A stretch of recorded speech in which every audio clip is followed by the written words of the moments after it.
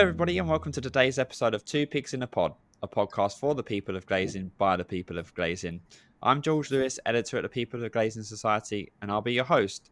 Today, I'm delighted to be joined by Katie Wilson. Welcome to the show, Katie. Hi, thank you for having me. Absolutely no problem too. Pleasure to have you on. So, as we do with every episode, we ask our guests to introduce themselves. So, can you introduce yourself and what you do within our industry? Okay, so I'm Katie Wilson. I've been in the industry about 18 years now, and currently I work for CiiLOCK Engineering. I'm the marketing lady here, Okay. and I go out, introduce CiiLOCK's products to everybody. Nice. And whilst we're speaking about CiiLOCK, for those that don't know who CiiLOCK are, can you give a brief explanation of who they are? Yeah, so CiiLOCK are a design and engineering company. We do serve several industry sectors, but the window and door sector is the biggest one that we serve. We design and engineer hardware for all sorts of things. Mainly for the door and window industry, we have rollers for sliding doors.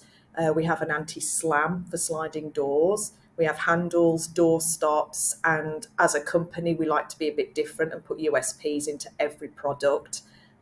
We like to be innovative and not just do what everybody else does. So I think that makes us stand out quite a bit. Yeah. We also have a design service. So if one of our products isn't for you and you need it tweaking, we can do that. We can make a product from scratch that you require. So yeah, we have a lot going on. Yeah, sounds very interesting to if someone comes in and wants something a bit different, that Yeah, you're there to help yeah, them out. 100%. Yeah, anything, little hinge, full system suite. If it's not already out there and you need it, our guys will work with you to make that happen. And Right. that's what I love about the guys. You know, their enthusiasm for doing that. Yeah. And speaking of yourself, you said you've been in the industry 18 years. How did you get into it in the first place? You know, we always ask the question. It's always a very strange and eloquent, way It into is. the industry. What was your route? And the same as probably most people, I fell in accidentally. Yeah. And I've heard people say it before, I don't think anybody ever leaves school and says, do you know what, I'm going to work in the window door industry. Yeah. And at the time, I was looking for a new role, and an order processing role came up at Profine, Commerling, who were based in Lichfield at the time. So I went along for the interview, and that was it. Got the job, started as an order processor, worked my way up there, and then I was there for 15 years, and then left for a little bit, and I started at CiiLOCK back in April of this year. Okay. And sort of what was the initial? Obviously, you said that obviously location helped. You know that it was near to you, Yeah. but what was that sort of enticing factor that Commoning or Profine, gave to you to think actually I could see myself working there? Do you know what? When we were in Lichfield, it was just such an amazing atmosphere. I was so lucky to work with amazing people. We had a really nice office atmosphere. And the more you get into the industry, I think the more interesting it becomes, the more you learn. You start to crave, I want to learn a bit more. I want to see what else is out there. I was a single parent at the time, and the support I had from them was fantastic. The managing director at the time, he was really, really supportive of me in the situation, and he was really encouraging with me growing and working my way through. They were a really great company to work for. No. And going back to, it feels weird to say 2006 was that long ago, but Yeah, it how was. how was the industry sort of, what was it like at that point? And you've been in it a while now, obviously with a bit of a break, Yeah. but how's the industry changed over the years, do you feel? I think when I sit and think about it, because obviously when I first started, I was just order processing, so I wasn't that involved in, seeing the industry as a whole. Yeah. But when I thought about it, I thought, back then it was very segmented, is kind of what I want to say. I don't feel like everybody in the industry was all together. Everybody was segmented and doing their own thing. And for me, what I've seen as I've moved through and been in the industry longer is how it's all come together. So yes, we've all got our own companies, we've all got our own systems, but everybody comes together to support everybody else. Yeah. So it's like it's one industry. Things like the PiGs event, everybody gets together at that. You can see online everybody supporting everybody else's ventures and offering to help out if anybody gets stuck. And I think that's the big difference I've seen, how it's come together as I don't want to say the word family, but it's come together as more of a family unit and not just segmented into everyone's individual businesses. Yeah, and obviously you had a couple of years out of the industry before I coming did. back to join CiiLOCK. I What was did. the thinking behind that? They say that once you're out, you never leave, but you managed to get out and then, like myself, worked your way back into it. What how did that happen? And yeah, what was your sort of reasonings to come back? When Commeling took over Sincil, and the whole thing moved up to Nottingham, Yeah, I think I stayed with it for about 18 months, but for me, it was the distance. The journey was so huge from yeah, where I live. It was nearly a 4 hour round trip every day, and it was impacting on me personally, my health. And I just got so tired. Unfortunately, I had to say, okay, I think I need to stop now. And I just took a break. I yeah, just kind of went, you know what? A job came along, and I thought, I'll take that. And then after about a year, I thought, I need to go back. And it is the same as what everybody says, you get pulled back in. yeah, I don't know why, you just do. yeah, It seems to yeah, have that effect on people. But I do think, especially if you've been in the industry a while and you've acquired so much knowledge, you feel like it's almost going to waste. And you're like, well, why have I done that if I'm not going to continue to use it? yeah. And obviously, I'd always had such a good time in the industry, and really enjoyed all the people I met. I thought, yeah, I want to go back. That's my comfort zone. So yeah, Yeah. that's why I wanted to get back in again. Yeah, and did you feel like you've brought anything from your time away from the industry that you actually brought back into the industry? Obviously, it's nice to sort of, see something in a different part of the world, in the business world. Like, do you feel like you brought anything from the previous role into your now role with CiiLOCK? I think like I brought a lot of stuff that I learned at Profine into CiiLOCK. Yeah, The role I did in between, I don't think I bought any. It was so off that I worked in admin for a demolition company. yeah, So it was just so far removed from what I've always done. There's nothing I could have really bought here. okay. But yeah, I feel like a lot of what I learned, especially in the last sort of 5 years of my time at Profine, that's definitely been bought into CiiLOCK and my marketing role here for sure. Yeah, and what was it about CiiLOCK that enticed you back in? I'm sure there were probably roles that have come up during that time. That you possibly could have gone for. But what was it about CiiLOCK that you thought, yeah, I'm ready to get back in? Couple of things. It was almost a stars aligned kind of moment. So I knew at Christmas last year, I knew I wanted to come back into Windows this year. Yeah, So at the beginning of the year, I thought I'd better update my CV. And my references needed updating. So I actually contacted Steve from CiiLOCK, 'cause I've known him a long time, and said, yeah, would you mind being a reference for me? okay. And he's actually, I can do one better. Yeah, We have a role. Would you like to interview? And I thought, yes, because when I worked at Profine purchased CiiLOCK products, and I'd worked with Steve before via that avenue. So I knew Steve. I'd got a base knowledge of CiiLOCK. I'd always liked their products. So yeah, came along. Lovely place to be. Steve's a lovely guy. And yeah, it just all fell into place the rest nicely. is history. Yeah, basically. And what was it that you said about CiiLOCK, but what is it you actually do within the role now? What's your sort of day-to-day role? Okay, so my role is to shout about CiiLOCK, showcase their products, make sure everybody knows who CiiLOCK is and that we're here. If you want anything from us, we're here. Um, Tell them about what a lovely team we've got. The guys are really knowledgeable. I think that's what I like. I can learn a lot Yeah, from them. So my day to day, I look for people that we can, join our little family. I go out and lead search. I do networking. Yeah, anything just to get people to know about CiiLOCK, really. And then I'm here to help if anybody, if any of our current customers want to do anything or they need some marketing support, I can do that as well. okay. Because obviously we want them to do well. Yeah, and I guess you might have already answered this, but what would you say is your favorite part of the job? You sounds like you speak to a lot of people and a lot of different I people. do. Is that Yeah. something that is probably fulfills most of your, the Yeah. role in enjoyment? Yeah. I'm definitely a people person.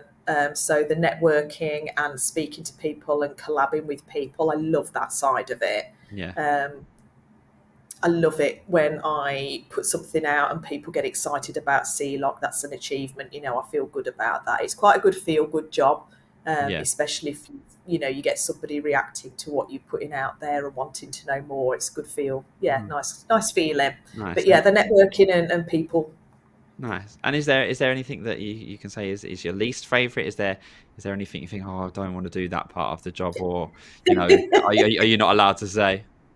No, do you know what? I sat and I thought about this, and oddly enough, there's not really anything I Yeah. don't like. And I thought the only thing that, not that I don't like, but I get frustrated with, is when I have to go out networking, because, and all the guys will, and anybody that has ever known me will attest to this, is I have no sense of direction whatsoever. So I'm usually pretty good with the sat nav, but once I'm out the car and I'm on my own, yeah. So me, when I go networking on my own, Yeah. it's like, am I going to get there? Am I going to find it? How long should I leave for wandering around aimlessly? But that's me. I've got Yeah. no sense of direction. Yeah. That's the biggest problem I have. And moving on to something that people, if they follow you on LinkedIn and social media, and know you do outside of work, of normal work, but obviously CiiLOCK get involved Yeah. with as well, is sort of your help with a local charity in the Gingerbread Centre. Yes. So what Yes. can you explain a little bit about who they are and what they do? So Gingerbread Centre, they are a homeless support centre based in Stoke-on-Trent. They're the only centre in the UK that take homeless families. So whereas most homeless charities take in homeless adults, single adults or a couple, this is the only centre that will take in a family with children. Okay. They have, I think it's about 33 self-contained flats in the unit, and they're all full. They've got a waiting list of about 15 families who are Wow. currently in B&Bs and hotels, being paid for by the local council, desperate to get in. And then they get at least 2 to 3 referrals a week on top of that. So they are totally funded by charity. Yeah. They have a pantry that needs stocking, not just for the people who are living in the self-contained flats, but also for people in the local area, a bit like a food bank, so Yeah. that needs stocking. They run an activity centre for the kids, which is just lovely. I was really lucky to visit it the other day, and they've got this huge room, and they celebrate Halloween, fireworks, Christmas, Easter. They do so many activities, which is great for the kids, especially the older ones, because when they go to school, they probably feel really like the spotlight's on them as being the child that's got no home. Yeah. Cool. So when they're in activity club, they can be with other children in that situation. They don't feel like they're being picked out or isolated away from the other kids, because they're all in the same situation. The long-term goal is, excuse me, for Gingerbread, is to help these families move back into independent living. So they do a lot of support. They help them with managing finances, whatever they need. They'll help them work towards moving into independent living. The other good thing with Gingerbread is there's no time limit with how long somebody can stay in that apartment. So they don't have that pressure of, well, you can only have it for a month and then you're out. They can have that for as long as they need. So at least they have a roof over their head. Yeah. And how long have you been involved with them, and what kind of things have you been doing throughout that time to help them? So we've been involved for about 6 months now. They were introduced to me through a lovely lady from the BNI network, which is another local networking association. So we mainly do donation bundles. So we've done several toy donations. We've done several food donations. So we'll just hit the supermarket, buy toiletries, long-lasting food, long life food, Yeah. and just take it down, because that's what they need the most. The toy donations, my lovely little nephew is only 4, bless him, and he's decided he needs a toy clear out, so he's given it to me to give to the children with no toys. Yeah. So Amazing. luckily his toys are in one piece, so they're okay to pass over, so we can do that. And a lot of like arts and crafts stuff they like to have as well, so they can do fun stuff with the kids. So yeah, we've been doing a lot of donations for them. I Yeah. really wanted to do some sort of sponsored thing maybe next year, but I've got to figure out what I'm going to do. And Yeah, yeah, sounds good. yeah, We'll just keep an eye on that, and yeah, well, obviously we'll oh god, definitely, yeah, no pressure. but definitely push it out for you to, well, on a newsletter Yeah, and whatnot to yeah, to help in any way we can. yeah, And obviously Christmas is around the corner. Yeah, we yeah. as we've seen with what you're doing and what CiiLOCK are doing. Is there any way that people listening and they can help in any way? Yeah, so if anybody wants to help, they are looking for just anything you'd give kids for Christmas, really. So selection boxes. If you are buying a toy and you want to get something small, you are welcome to do that. And I will either come and get it from you, or if you want to drop it into me, that's fab. Food and drink and toiletries again. If you are in the supermarket, you just think, you know what, I'll get an extra couple of deodorants, or I'll get an extra packet of rice, anything like that. If you've got anything you want to donate, then let me know. I can come to you and collect, or like say if you want to drop it in and have a coffee, that's fine. All that sort of stuff they'll really appreciate. They really want to give the kids a good Christmas. Yeah, Like I say, it's all funded by charity, so the more we can give them, and they will be full. I think they have about 50 odd children there for Christmas this year, so there's a lot of children we need to cheer up. yeah. Hopefully we'll be able to help in yeah, Yeah, more or a big way. yeah, that would be amazing. Right. And to talk about to pigs, I've seen you at a few events now. How have they been from your point of view, from a personal point of view, and from CiiLOCK's point of view?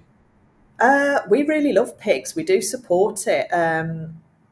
I know CiiLOCK sponsors, I think, every pigs we go to, and all of us agree they're such an important part of being in the industry, because I think a lot of business gets done there, more than probably over the phone and on email.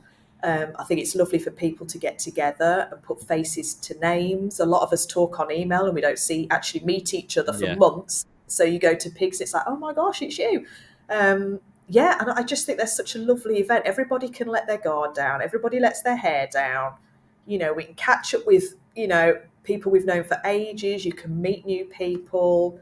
Yeah, I really enjoy them. I think they're such a lovely event. Like I say, we find them really important. yeah, yeah. And, I we mean, do as we many of them as we can. yeah, exactly, and we're seeing that with a lot more people coming, which is obviously great Yeah, for us. But a lot of, as saw with Pigs Manchester, a lot of new yeah, people, which is yeah, brilliant. there was, which was, yeah, it was really amazing. I spoke to a few people that I do know, and everybody said, I don't know some of the people here. Same, And yeah, yeah, but again, that was a really good thing, because it meant we're attracting more people and encouraging yeah, more people to come and network with us, come and find out what we're about. yeah. Yeah, we do. We really enjoy the pigs. We always make time for those. Yeah, and that leads me nicely on to your role is to speak to people. But do you feel like that face to face networking event or other Yeah. events are important for Oh God, CiiLOCK yeah. and for our industry as a whole?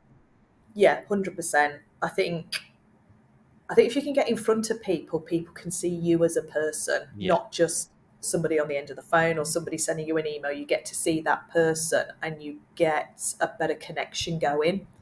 And obviously for me, I'm still relatively new with CiiLOCK. yeah. So there's still some people I've spoke to but I haven't met. So that's really good. Yeah, yeah, really, really positive. Nice. And in an ideal world, if you was the pigs coordinator and you was getting the events for 2025, is there anywhere in the world doesn't have to be in the UK that you'd think let's have a pigs event there? You think it'd go down well? I'm really dull, and I am really dull. Sorry, but I really love the southwest coast of the UK. Yeah, I have family down in Devon, and I absolutely love it. So Devon or Cornwall, somewhere right by the sea, yeah, that would do for me. yeah. Sounds Beautiful, perfect. Yeah, beautiful place. as long as we got the weather. There is that. Let's not relive East Bristol this year, shall we? With the cold Yeah, weather and the exactly. rain. Yeah. Well, thanks, Katie. We're going to move on to our quick fire question round. I know you've Okay. been at a few of our episodes, so you know what they're all about. So yeah, just fire some quick fire questions at you, and yeah, first thing that comes to your head. So I'll Oh start God. with, Okay. where's the favorite room in your house? My living room. Okay. Definitely my living room. It's very cozy. Yeah. And it's the place where whenever family come over, it's where we sit, it's where we gather. Nice. So yeah, it's my favourite place. I think I know the answer to this one, but do you prefer talking over email or by phone? Or in person? Phone, person. I Yeah. think email does have a place. Sometimes you don't want to bother people with a really brief question. Shoot it over, they can come back. But yeah, I love talking to people on the phone and face to face. Yeah. Do you have a favourite sport? Is there anything you would watch if you're not a big sports fan, that if you're forced to watch a sport, you'd watch it? So I used to, before I got into Doors and Windows, I used to be a dancer. Okay. Many moons ago. Unfortunately, because of some old dance injuries, I can't do that anymore. So I swim now. So swimming for me is my favourite sport. But to watch, I do like the football. I'm a boy mom, so I've spent a lot of time, watching football, being coached and watching him play, and I kind of grew to like it. So I'm happy to watch the football and gymnastics. I like watching the gymnastics at the Olympics and things. I think it's the closest thing to dancing that I get to watch. So yeah. What's your favourite thing to do on a day off? Either movies. I do love movies, or walking. I love going out in nature and walking. No. And we'll ask a question about the favourite TV show or movie. Have you got one whilst you're speaking about movies? Oddly enough, I don't watch a lot of TV. I tend to sit down and choose a movie. Yeah. I am a scary movie kind of lady. Nice. So I do like a scary movie. I love the really old Hammer horror movies. Anything with Vincent Price in, and I'm there. But I also love the modern ones. So like the whole Terrifier series, I'm in on that. Yeah. Not a lot of people are, but a bit niche for some people, but yeah, definitely. It's a bit niche, that one. I'm yet to see the new one. But I've been told it's really good, so that's on my hit list for soon. Will you dare? Do you like seeing them in the cinema where it's a bit more sort of, the sound's a bit louder and a bit more in your face? Is that for you, or you prefer to hide away at home? Do you know what? Either or. I do love seeing them at the cinema. I don't have a lot of people that like going to see them with me. So I usually end up watching them at home, but I am that strange lady that will watch one and then go to bed on my own in the dark at home, and it doesn't bother me. But yeah, I've been trying to convert one of my friends to horror movies, so we'll see how we get on. Yeah. Slow progress.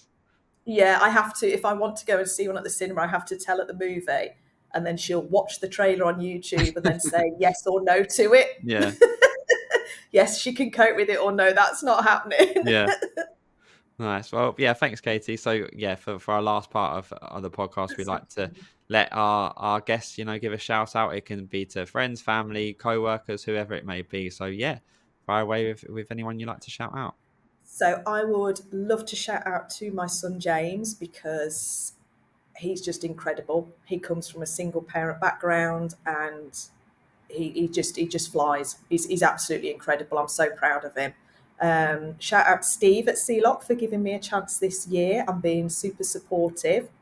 And I'd actually like to give a special shout out to Gareth from Solar, because he was my MD a while ago, and he did a really good job of putting me back together and giving me some confidence back after a really, really difficult period. He did an amazing job.